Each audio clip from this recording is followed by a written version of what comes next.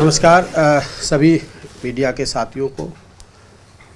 आज जो एक बहुत महत्वपूर्ण जो पीसी करने का एक फ़ैसला लिया, उसमें कुछ ऐसी चीज़ें हैं जो समाज में आगे आना चाहिए। जो कुछ ऐसे व्यक्ति होते हैं हर देश में, स्टेट में, हर संस्था में, हर समाज में, जो किसी न किसी रूप में कहीं न कहीं, चाहे वो थ्रेट के माध्यम से, चाहे गलत वर्डिंग से, समाज को कहीं न कहीं दबाने की कोशिश करते हैं। ऐसे ही एक मेरे सामने एक बड़ा वाक़या हुआ जो हमारे यहाँ पीछे ग्राउंड में किसान सम्मान समारोह संत महाराज रामपाल जी का हुआ, जो हमारे ज़िला झज्जर के सभी सरपंचों ने, सभी नंबरदारों ने, गणमान्य व्यक्तियों ने उनके परिवार को बुला के उनका सम्मान किया। वो सम्मान क्यों किया था? वो सम्मान इसलिए किया था कि जो किसान के ऊपर एक बहुत बड़ी आफत आई थी, और वो आफत इतनी बड़ी थी, उसमें सभी लोगों ने मिलके इस आपदा से निपटने का काम किया। उसमें हमारे जैसे जनप्रतिनिधियों ने भी जितनी हमारी अपनी खुद की औकात थी उतनी अपनी जेब से भी, सरकार से भी और प्रशासन ने भी खूब मदद की, सभी ने मदद की। पर कहीं न कहीं जो बजट का एक अभाव होता है, वो बजट ना होने की वजह से भी अधिकारी भी ऐसा है महसूस कर रहे थे, जिसके लिए संत महाराज रामपाल जी उन्होंने इस समाज, जो किसान कौम, गरीब, मजदूर, हर उस वर्ग के आगे आके अपना हाथ बढ़ाया कि मैं इस दुख की घड़ी में पूरे देश में, ये नहीं हरियाणा की बात करो, पूरे देश में उन्होंने अपने सेवकों की, सबकी ये ड्यूटी लगाई और समाज में आके आगे हाथ बढ़ाया। तो उसी कड़ी में बादली हलके में छोटे छोटे गाँव में किसी में 10 मोटर, किसी में 12,000 फुट पाइप, किसी में 20,000 फुट पाइप, अनेकों गाँव ऐसे हैं उन्होंने किसान कौम को बचाने का काम किया।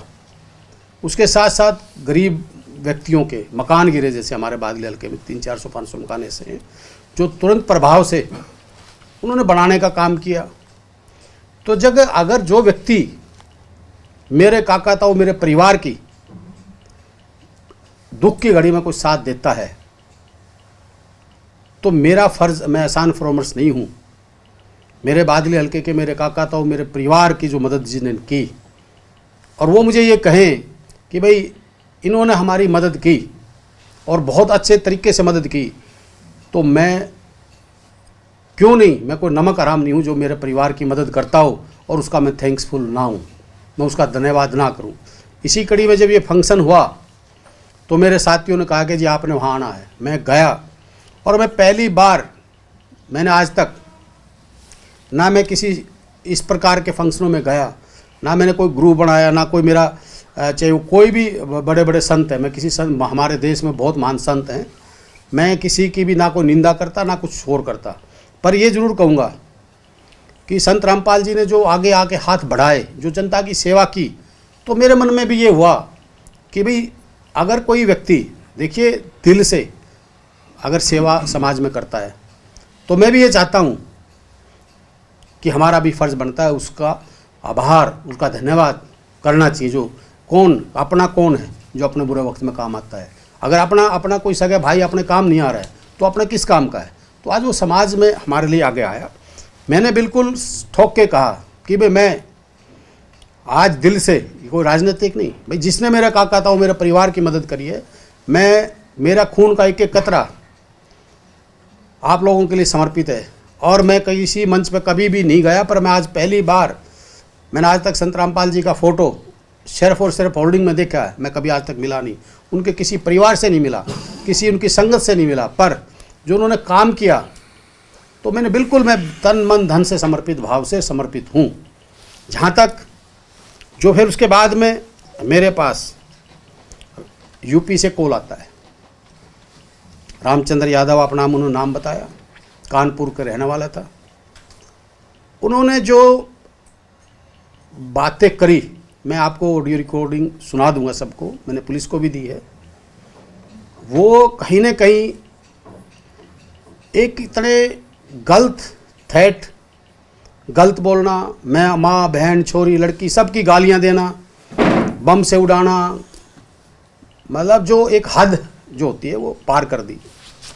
तो मैंने इसी कड़ी में फिर मैंने कहा भाई ऐसे व्यक्ति जो समाज में हैं, हम तो उनके लिए गए थे धन्यवाद करने के लिए। उन्होंने अपने आप को कहा भी मैं भी संत रामपाल महाराज जी का भगत हूँ। मैंने इससे तुरंत इनके जो यहाँ के आज बंदे थे उनसे इनका नंबर लिया जो थे कि भाई ये हम तो आपके यहाँ धन्यवाद करने के लिए आए थे, क्या आप हम धन्यवाद करना आते हैं तो आप हमारे को गोलियाँ मरवाएंगे? तो इन्होंने बताया कि भाई हमारा इससे कोई लेना देना नहीं है। उसी कड़ी में मेरे पास एक हमारे हरियाणा के वरिष्ठ पत्रकार जो हमारे डिस्ट्रिक्ट से नहीं है वो आए हुए थे, उन्होंने वो बात सुन रहे थे। उन्होंने कहा कि विधायक जी एक आप नहीं हो, उन्होंने मेरे को 13 लोगों की रिकॉर्डिंग दी और जिसमें हमारे बहुत सीनियर नेता संपत सिंह जी, बहुत सीनियर नेता हैं जो सिटिंग विधायक हैं, विनोद भैना जी, नरेश शेरवाल जी, रणधीर सिंह पनियार जी और बलराज कुंडू पूर्व विधायक, सुभाष सुधा पूर्व विधायक, दिग्विजय सिंह चौटाला और संजय है, ये काफ़ी कप्तान चेयरमैन जुलाना है, पवन लाठर है, दलबीर किरमान है, ये काफ़ी लोग हैं जिसको 20 से लोगों को इन्होंने धमकियाँ दी है। पर मुझे तो इस बात का एक दुख हुआ कि इतने लोगों को धमकी दी, इतने लोगों को गलत बोला। अगर ये जिस दिन पहले दिन किसी व्यक्ति को, मुझे नेताओं से भी इस बात से मुझे बड़ा पीड़ा हुई कि देखिए मुझे अपने जनप्रतिनिधि होने के नाते मैं बादली हल्के की जनता का बेटा हूँ, उनका खून हूँ। अगर मुझे अच्छे काम के लिए अपनी जान गंवानी भी पड़े तो मुझे कोई परवाह नहीं है, मैं किसी इस बात से नहीं डरता। मेरे को गुंडों ने भी खूब धमकियाँ दी, मैं अपराधियों के खिलाफ, नशे के खिलाफ मैंने कार्रवाई भी कराई और मैं बोलता भी हूँ। मेरे को अनेकों बार धमकी आती है, मैंने आज तक कभी मीडिया या कोई एफआईआर लॉन्च की कोई किया नहीं। मैंने कहा भाई जो होगा वो देखा जाएगा। पर जो व्यक्ति इतने लोगों को धमकी दे सकता है और वो लोग चुप रह जाते हैं, मैं तो कहीं ना कहीं हमारे जो नेता हैं, अगर पॉलिटिकल व्यक्ति जो जनप्रतिनिधि हैं, पुलिस है, अगर उनको थ्रेट आती है और वो व्यक्ति चुप होते हैं तो ये समाज के लिए इन ऐसे अपराधियों को कि हौसले और बढ़ेंगे। जहाँ तक इसकी बात है, ये जो रामचंद्र जी है, इसका मैंने सारा रिकॉर्ड निकलवाया। ये एक रामचंद्र जी नहीं है, इसके पीछे कम से कम 10-15 लोग ऐसे हैं जो इस गिरोह को चलाते हैं। रामचंद्र को आगे कर दिया, जिसपे इनके खिलाफ एफआईआर लॉन्च मैंने निकलवाया ना, इन्होंने पवन कुमार यादव है, एक संजय है, एक ये रामचंद्र जी हैं और कई लोग और हैं जिनके इनके खिलाफ कई आपराधिक मुकदमे दर्ज हैं। तो ऐसे लोगों को अगर मैं छोड़ूं तो मैं कमज़ोर व्यक्ति हूँ।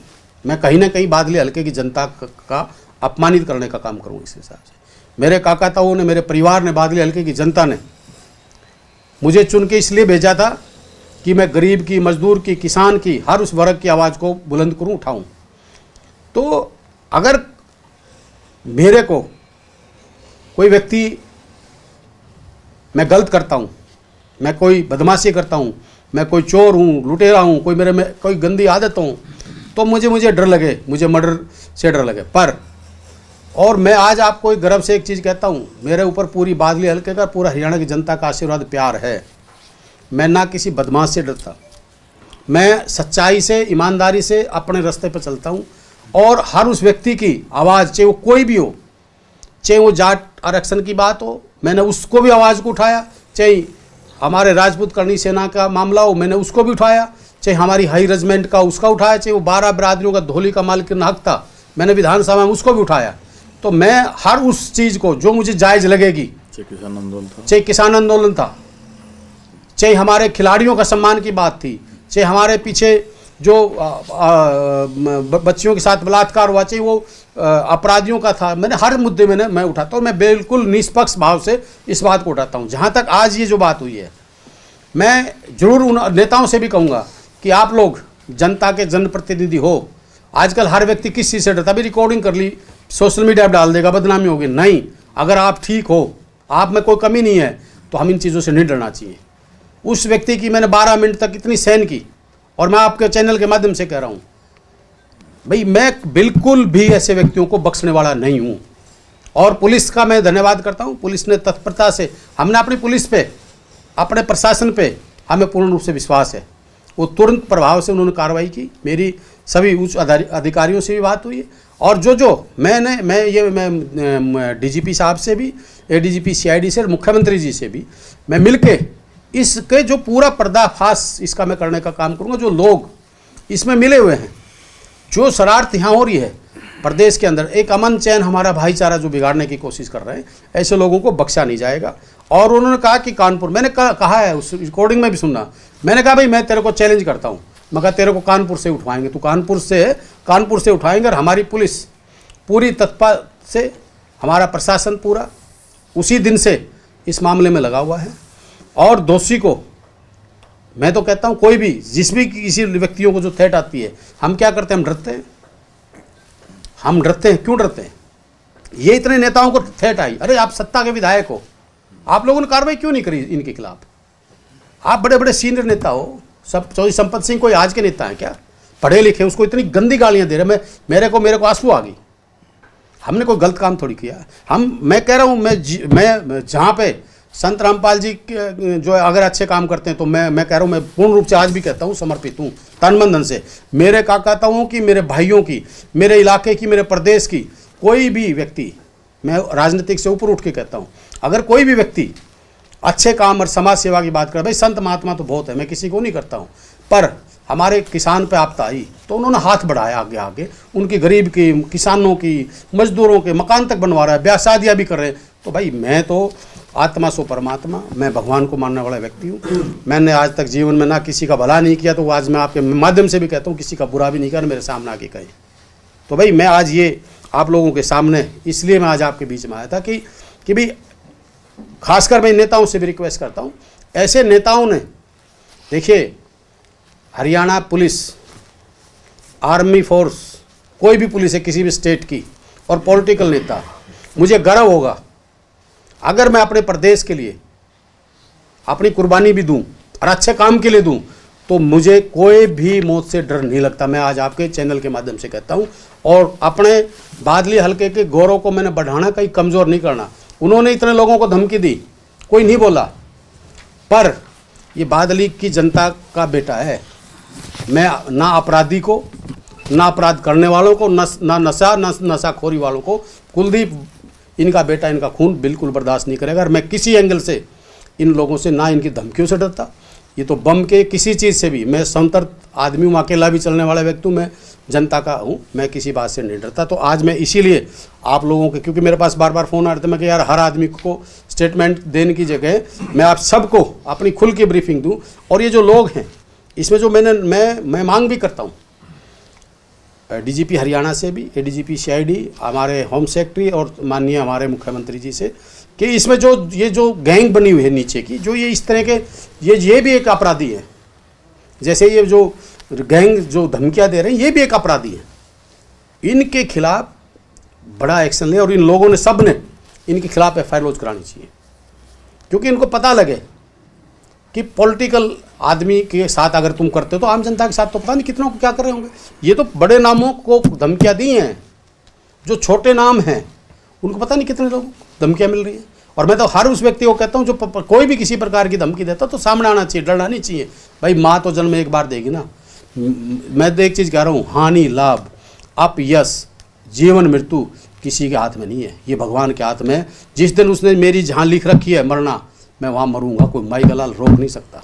जिसके हज़ारों लाखों सिक्योरिटी थे, वो तो भगवान ने जहाँ लिखी है। तो मैं सबसे ये कहता हूँ कि ऐसे लोगों को ना बर्दाश्त करना चाहिए। मैं तो करता नहीं भाई, मेरे पे तो बादली की जनता ने मेरे को यहाँ भेजा है, और बादली की जनता की आवाज़ बन के भेजा है।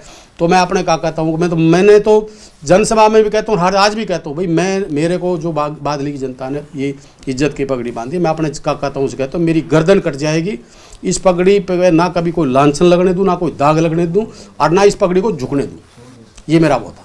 सर, इस मामले पर पूरी मीडिया आपके साथ है, और आपके हम व्यक्तित्व के भी हम धनी हुए कि एक अच्छे जनप्रतिनिधि के तौर पर आपने अपना आपा नहीं खोया। तो क्या ये हम मान के चले इतने बड़े बड़े लोगों को धमकी दी, वो डर गए, कुलदीप नहीं डरे? और क्या आगे कुलदीप इतना कलेजा रखते हैं कि आगे संत रामपाल जी महाराज का इस तरह का प्रोग्राम होगा तो क्या आप जाएंगे या दूरी बना लेंगे आप डर कर? देखिए पहली बात तो मैं आपको एक स्पष्ट कर दूं, कहीं ना कहीं मैं इस बात को बिल्कुल कहूंगा कि वो डरे, मुझे शायद वो मुझे गाली बके या मुझे कुछ कहें, क्योंकि जो व्यक्ति जनप्रतिनिधि हैं उन्होंने नहीं डरना चाहिए। उन्होंने खुलेआम, एक चीज़ है ना, अगर पुलिस और नेता जो चुने हुए जनप्रतिनिधि हैं अगर वो डरेंगे तो फिर अपराधी कैसे अपराधियों पर लगाम लगेगी? आप बताओ। और रही बात ये, संत रामपाल जी के अगर ऐसे काम चल रहे हैं तो मैं 1001% पूर्ण रूप से जाऊंगा। मैं किसी के ना भय से, ना दबाव से, ना धमकियों से, किसी भी उससे मैं डरने वाला व्यक्ति नहीं हूं। अगर मेरे काका ताऊओं के लिए, मेरे परिवार के लिए, मेरे समाज के लिए, मेरे प्रदेश के लिए कोई भी व्यक्ति अगर अच्छा काम करता है, मैं संत रामपाल जी महाराज की बात नहीं करता, कोई भी व्यक्ति अगर अच्छा काम करता है तो मैं हर उस व्यक्ति के प्रोग्राम में जाने के लिए हूँ। मैं जाऊँगा जहाँ जो मुझे कोई मेरी काका ताऊ, मेरा परिवार मेरी ड्यूटी लगाएगा तो पूर्ण रूप से मैं जाऊँगा। व्यक्तिगत किसी से बात हुई आपकी इन लोगों से, बड़े नेताओं से? नहीं, मेरी एक दो से हुई है, पर मैंने उनको कहा, एक दो लोगों से मेरी हुई बातें, मैंने कहा आप लोग इतने बड़े नेता हो, इतने बड़े परिवार से हो, आप लोगों ने ऐसे लोगों से नहीं डरना चाहिए। हमारे नरेश सेरवाल जी हैं, हमारे जो विधायक है कांग्रेस के, उसके साथ भी अरे वो बेचारा ठीक है, शरीफ है, अच्छा व्यक्ति है, उन्होंने धन्यवाद किया। उन्होंने तो विधानसभा में भी धन्यवाद किया था कि भाई संत रामपाल महाराज जी ने अच्छा काम किया है, तो उसको के साथ भी वारदात करने की कोशिश कर दी। ऐसे लोगों को तो मैं कह रहा हूँ कि ऐसे लोगों को मतलब जबरदस्त तरीके से इलाज करना चाहिए। आपने अभी संत रामपाल जी की जानकारी दी कि अच्छे काम हो रहे हैं उनके द्वारा, उनके खिलाफ जो आपराधिक मामले दर्ज हैं, एक समय में पूरे प्रदेश में अराजकता माहौल उनके कारण हो चुका था, तो उनके खिलाफ जो मामले दर्ज हैं उनका भी आप किस तरीके से देखते हैं? देखिए, जो केस कोर्ट में चल रहा हो, मुझे नहीं लगता कि उस मामले में मैंने कोई ना टिप्पणी करनी उचित नहीं है, और ये प्रदेश की और देश की कोर्ट हैं। मैं एक चीज़ जरूर कहता हूँ, आत्मा सो परमात्मा, देर हानेर नहीं, सच्चाई की कोई भी हो जीत जरूर होती है। सर, आप किस तरह की कार्रवाई चाहते हैं इस मामले में? कई बार हम ऐसा देखते हैं कि नेता बहुत बड़ा दिल दिखाते हुए कई बार माफ कर देते हैं, कई बार, या इस मामले में कड़ी कार्रवाई होनी चाहिए? देखिए एफआईआर हो गई इस मामले में, देखिए माफ करेगी तो बादली हल्के की जनता करेगी, और बड़ा दिल दिखाएगी तो बादली हल्के की जनता दिखाएगी। अगर बादली हल्के की जनता उसको माफ़ करेगी तो माफ़ कर दो। अगर उसको बादली हल्के की जनता, मैं बादली हल्के की जनता की तरफ से बोल रहा हूँ, उन्होंने मुझे यहाँ चुन के भेजा है, उन्होंने देखना। पर मैं ज़रूर ये है कि उसने शायद ये सोचा कि औरों को धमकियाँ दे दी, कुछ नहीं हुआ। भाई देखो, मैं भी बावली धरती का आदमी, मैं भी बादली का बेटा हूँ। इस बादली हल्के की जनता ने बहुत आशीर्वाद दिया है, और मैंने मौत को तो बहुत बार नज़दीक से देखा, मैंने तो 10 बार देख लिया चीज़ें। जब दुनिया एक रात में 50-50 पेशेंट आईसीयू में थे और 48 नौजवानों की डेथ हो रही थी, मैं जिंदा आया हूँ, तो जब उसने मारना होगा वो वहाँ पे मार सकता था, जिसने मारना वो मार देगा। मेरे पे लोगों का आशीर्वाद है, और अगर मैं अपनी बादली हल्के की जनता के, अगर मैं कहीं कंप्रोमाइज़ किसी गलत चीज़ से करता हूँ, तो मैं आज आपको दिल से कह रहा हूँ, भगवान को साक्षी माने कह रहा हूँ, मैं अगर किसी गलत बात से समझौता करता हूँ तो मैं बादली हल्के की जनता के हक और हुकूक को बेचता हूँ। क्योंकि जनप्रतिनिधि, देखिए मैं सबके लिए नहीं कहता, जिसके किसी पता नहीं मुझे मेरे बारे में कौन क्या कहता होगा, पर मैं आज आपके सामने एक चीज़ कह रहा हूँ कि कोई आदमी ये कभी जीवन में ये कह के दिखाओ भाई मैंने किसी का बुरा किया, मैंने किसी के 2 पैसे खाए, किसी से ऐसा बोला हो, किसी से उल्टा बोला हो, मैंने कोई अहंकार, मैं अपने आप को एमएलए मानता हूँ। मेरी काका ताऊ, मेरा परिवार ने मुझे ये जिम्मेवारी दी है, तो जब तक मेरे काका ताऊ मेरी जिम्मेदारी दे रखे तो मैं इस जिम्मेवारी को पूर्ण रूप से निभाने का काम करूँगा, डरने का काम नहीं करूँगा। क्या सत्ता पक्ष के मुख्यमंत्री हों या उनके मुख्य सलाहकार हों, क्या आपको आश्वासन दिया गया है आपकी सुरक्षा को लेकर? क्योंकि आपकी सुरक्षा को भी बड़ा खतरा है अगर ऐसा। देखिए, मेरी सुरक्षा भगवान करता है, और मैंने मेरे भाईचारे पे। और मैं एक चीज़ जरूर कहूँगा सरकार से, मुझे अपनी सुरक्षा की कोई चिंता नहीं है। मुझे ऐसे लोगों की ज़रूर इलाज की ज़रूरत है जो ताना बाना, जो प्रदेश में डर का माहौल पैदा करना चाहते हो, जो समाज को तोड़ना चाहते हो, ऐसे लोगों के खिलाफ कार्रवाई जरूर होनी चाहिए। आपने बताया कि बादली हल्के में रामपाल के द्वारा काफ़ी काम हुए हैं जी। तो क्या आपने रामपाल की टीम को कोई डिमांड भी भेजे थे? देखिए, मैंने कोई डिमांड कुछ भेजी मैंने नहीं भेजी, मेरे सरपंचों ने भेजी। मैं अपनी तरफ से कोई नहीं भेजी, मैंने कभी भी नहीं भेजी। मैंने तो अपनी जेब से जितना पैसा लगा मैंने भी लगाया, और मेरे काका ताऊ ने पता भी, हमारे बेटे ने हमारे साथ खड़ा रहा जितना मैंने, मेरा बल पड़ा। पर मेरा तो एक ऊँट के मुंह में जीरा डेढ़वाना था। मैं 60-70-80 लाख मैंने खर्च कर दिए। क्या वो उससे होना क्या था? मैंने तो एक मोटर दे दी, किसी को पाइप दे दी। जहाँ 20-20 मोटरों की, 30-30 हज़ार फुट पाइपों की, 50 हज़ार फुट पाइपों की, वो मैं कहाँ से दे पा रहा था? मैं था ही नहीं मेरे पास, सरकार के पास नहीं था, मेरे पास तो छोड़ो। आपके हल्के में लगभग कितने लाख रुपए का सहायता राशि दे दी होगी? देखिए, मेरे जहाँ तक है, मेरी जो नॉलेज में है, करीबन 4 से 5 करोड़ रुपए के करीबन का उन्होंने बादली हल्के की जनता को सम्मान दिया। सबसे बड़ी बात एक और चीज़ है, महाराज जी के जो भी जिनके उनकी टीम है, उन्होंने वो सामान जो मोटर पाइप, वो उनको कहा गाँव वालों को, इनको आप अपने पास रखो, कभी भी कोई आपदा उसमें यूज़ करो। तो ये छोटी बात नहीं है। मकान नहीं, एक गांव में मेरे को भी नहीं पता था, हमारे सरपंच साहब बैठे बलवान जी हसनपुर से, मेरे से एक इन्होंने कहा कि विधायक जी मैंने क्या लगे 20-30 मकान किसी गरीब आदमी के आप दो रहे हों ऐसे, तो आप दे दो, हम बनवा देंगे। तुम कहाँ से बनवा दोगे? मैंने सोची कोई ये भाई बोला जी वो रामपाल महाराज जी के हमने काफ़ी मकान बनवाए हैं और कई गाँव में बन रहे हैं, तो आप भी दे दो। तो मेरे पास कुदरती कुछ बैठे हुए थे कि मैंने कहा भाई तो इनके मकान बनवा दो। तो ये भी जब मैंने पता लगी, फिर मैंने कहा इन्होंने बोला इन्होंने जी 3-4 मकान अपने बादली हल्के में बनवा दिए, खुद रोड करे सर, ये सारी चीज़ें भेज के। तो देखो, कहीं ना कहीं अच्छी बात है, कोई समाज के लिए आगे आता है तो अच्छी बात है। और कोई जो यहाँ के, जो मैं किसी को भी नहीं जानता था, यहाँ के जिन्होंने बादली हल्के की मदद करी है जो किसानों के लिए, वो कमेटी भी यहाँ पे है। आप उनसे भी पूछ लेना उन्होंने किन किन गाँवों में क्या क्या दिया। ये आदमी क्या है, इनके मैंने इनके सारे प्रूफ निकलवाए, और मेरे को प्रूफ भी मैंने उनसे कहा कि भाई ये व्यक्ति है कौन जो मेरे को धमकी दे रहा है, तब ये सारे प्रूफ मेरे पास आए हैं। तो जो भी किसी भाई ने कोई बात और मेरे से पूछनी है, कुछ करनी है, तो आप पूछ सकते हैं। कहीं ना कहीं रामचंद्र यादव जो है, आपको लगता है कि बीजेपी से तो जुड़े नहीं है? नहीं, ये किसी पार्टी से जुड़े नहीं। इन्होंने बीजेपी को भी गाली दे रहा था, ये तो बीजेपी को भी गाली दे रहा था। ये ऐसे हो जाता है ना, जैसे आप पहली बार यहाँ पे मंच पे गए हैं, जज्जर के बीजेपी के भी नेता यहाँ पर थे, उनके पास किसी के पास फोन नहीं आया, केवल आपके पास ही आया। तो क्या इस क्षेत्र में ऐसा हो सकता है कि कांग्रेस के इलाके में काम हो रहा है?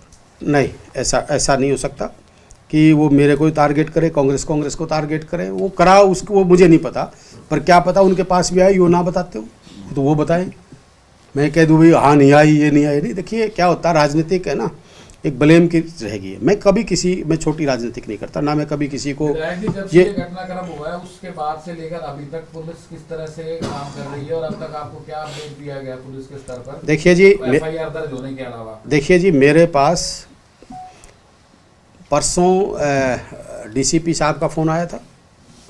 डीसीपी साहब ने अपने इंचार्ज हैं एसटीएफ के, उनकी ड्यूटी लगाई है, उनकी टीम को वहाँ रवाना किया हुआ है।